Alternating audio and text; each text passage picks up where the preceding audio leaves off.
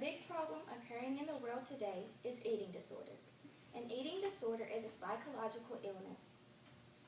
People with eating disorders have lack of self-confidence and lack of self-assurance. These people are afraid to gain weight.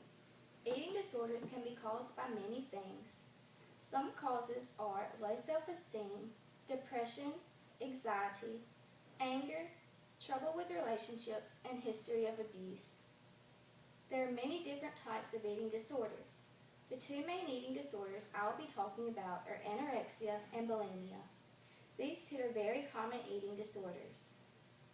Although anorexia and bulimia are very similar, people with anorexia are usually very thin and underweight, while people with bulimia are normal weight or even overweight. When bulimic, the person eats regularly and vomits after the meal. Binge eating disorders, food phobia, and body image disorders are also becoming increasingly common among people. These eating disorders can result in emotional and physical illnesses. Most people with eating disorders think they are fat. These people can teach their minds to look in a mirror and see a huge person when really they are very small and sometimes even unhealthy. This can harm not only the person with the eating disorder, but also the people around them. Any person with an eating disorder can get rid of it.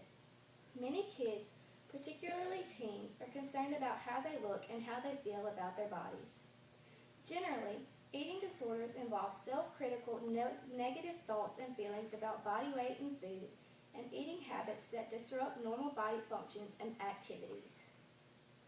Eating disorders are more common with girls, but also can occur with boys.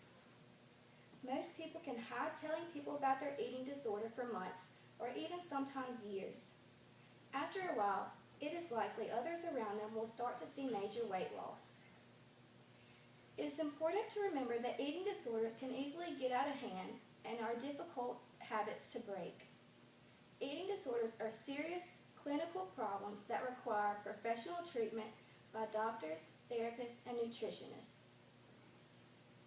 Kay Martel, one who suffered from an eating disorder, once said, "Eating disorders are diseases of silence. We are all silently screaming for something: attention, love, help, escape, or forgiveness. We feel unworthy, that for some reason we don't deserve them. So we play that game of guess what I need from you.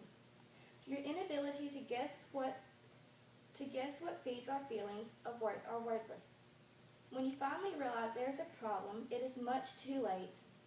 We will now fight, lie, and cheat to hold on to the one thing that has given us support.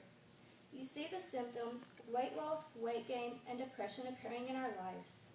You can't understand why, and we can't get better. If you know someone with an eating disorder, I recommend you get them to a doctor before the problem becomes uncontrollable."